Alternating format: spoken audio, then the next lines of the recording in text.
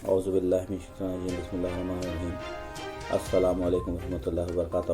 معزز قارئین کرام، جیسا کہ میں آپ کو ہمیشہ آذربائیجان باکو سے پاک غازی ٹی وی کی طرف سے کرونا وائرس کے حوالے سے خبریں پہنچاتا ہوں، آج پھر جو ہے وہ کچھ کیسز کے بارے میں بتانا چاہوں گا۔ آج تھوڑی سی یہ جو ہے تشویشناک صورتحال ہے کہ 76 افراد جو ہے 76 افراد جو ہیں وہ کرونا وائرس سے انفیکٹ ہوئے ہیں، اور ان کی جو صحیح ہونے کی تعداد ہے وہ 28 ہے، اور یہ بہت تشویشناک صورتحال ہے۔ اگر یہ پوزیشن ایسے ہی بڑھتی گئی دوبارہ سے، اللہ نہ کرے، تو پھر یہ لاک ڈاؤن کا کچھ پتہ نہیں ہے کہ یہ کتنا اور آگے بڑھا دیا جائے۔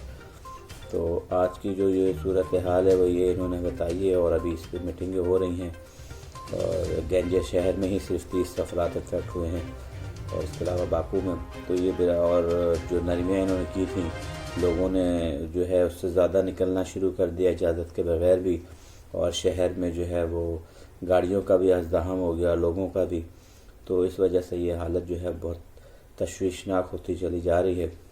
اللہ تعالیٰ اپنا فضل کرے اور لوگوں کو بھی تھوڑی سی شعور آئے کہ وہ باہر نہ نکلیں بلا مقصد، اور جن لوگوں کو کاروبار کی اجازت دی گئی ہے صرف وہ لوگ نکلیں تو یہ بہتر ہوگا۔